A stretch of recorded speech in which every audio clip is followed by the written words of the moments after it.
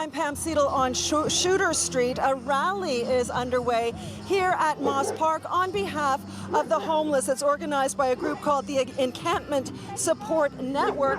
It just got underway a few minutes ago, and as you can see, there's a great turnout so far. A meal is going to be provided, and several people are scheduled to speak on behalf of our city's less fortunate, and their message is loud and clear. Winter is coming, and we need permanent, affordable housing now.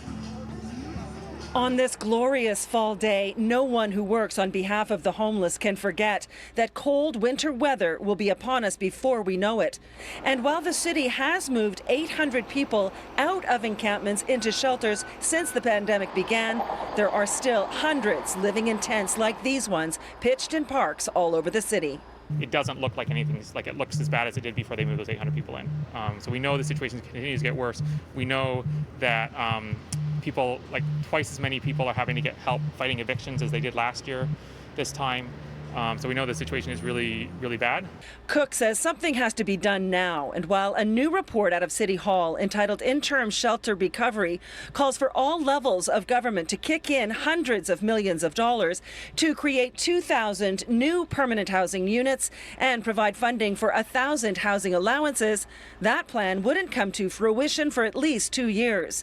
Not only that, Cook says the plan would mean shifting money out of the shelter system to pay for it. Ideally, we don't want temporary stuff, right? The problem is we're in the middle of a global pandemic. And the problem is that will mean that shelters will have to shut down just as evictions are going way up. They're essentially slashing lifeboats in the middle of a global pandemic, right? That's what the shelter system is supposed to be. That's what it is for most people that use it. And so we're really concerned. But the city says there is no plan to shutter shelters. And while the system is full, there continues to be the same number of beds available as before the pandemic at 6,000. But the cost has nearly doubled thanks to the need for physical distancing. Officials say they're always looking for ways to find more beds. We do our very best to make sure we're making as many opportunities available to people as we can.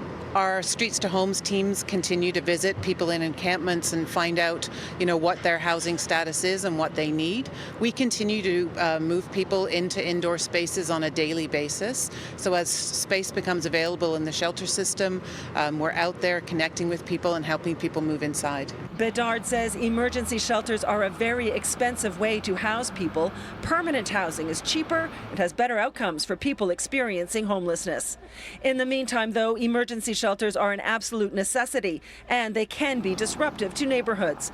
This one at the Esplanade and Church has drawn community concern, with complaints of increased theft, public urination, and even defecation.